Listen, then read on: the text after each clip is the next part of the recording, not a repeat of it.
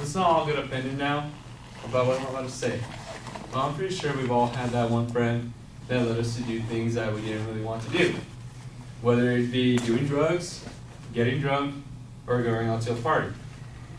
Now, I could use myself in this situation because back in middle school and high school, I hung out with the wrong crowd. And now that I'm older and I'm in college, you know, I'm doing my own thing. I don't really talk with that many people. Just, I have my own little group, but that's about it. Well, anyways, I could use myself as an example because back in, I think, 12th grade, I was in a very bad situation in one of my classes where I was getting an F. It was Spanish class. It was weird too because it was an Asian lady that taught it, so it was like, how does this work, you know? Anyways, me and my friend, we were both in that class, and we both hated that class because we would constantly get kicked out because we were always talking, or we were always just fooling around. So one day, my friend decided to tell us, oh, well, we should just ditch class because, you know, there's no point, we're already failing this class, and there's only 3 weeks left to the semester, there's no point of going anymore. So that exact same day, I'm like, oh, okay, that's cool.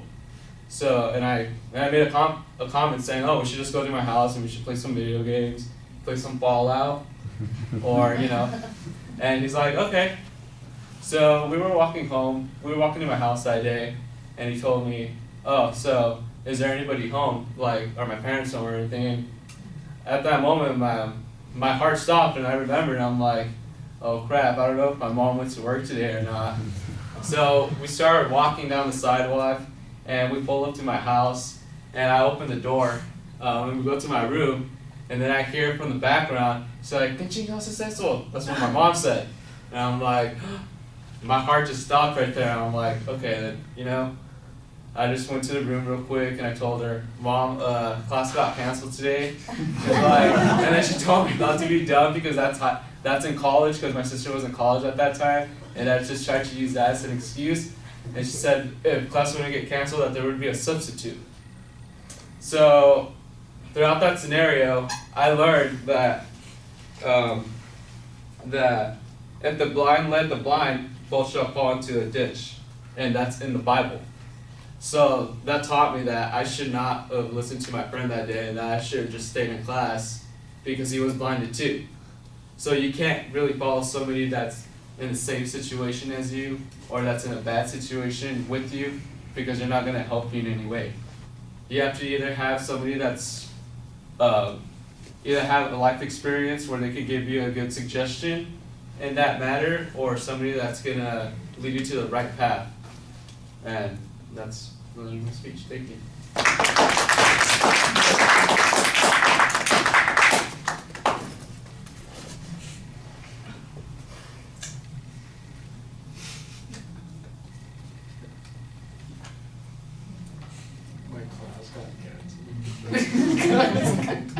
You're in high school.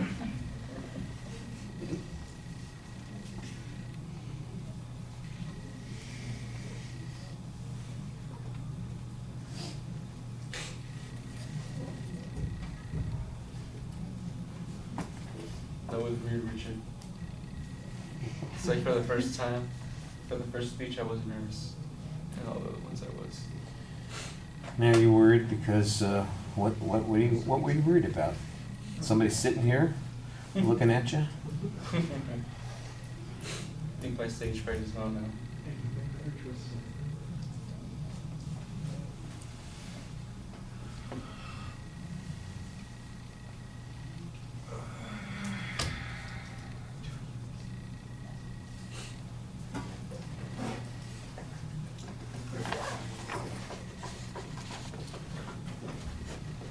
All right, I'm back to saying you ought to lose the hat to start the speech. But, you know, other than that, I thought you started off pretty effectively. It's like you've got a preview that you're starting with, and I thought that was going to be the structure of the speech.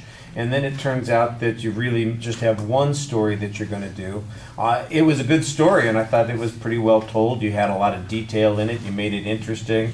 The audience reacted appropriately when you said, "Oh, you know, class got canceled," and Like your mom's gonna be stupid enough to be fooled by that one.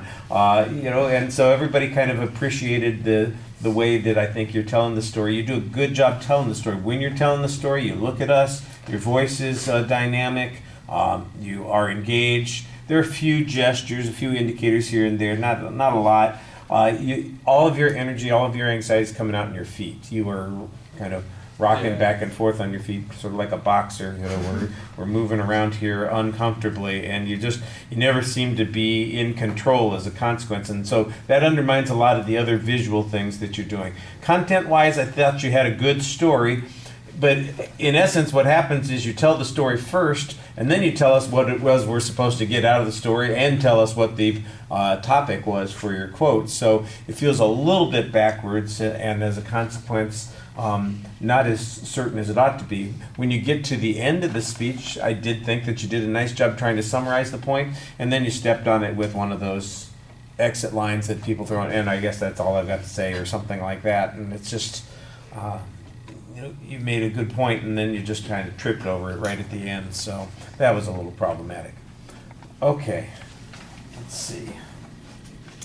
Alex, come get topic and send Sydney in, please.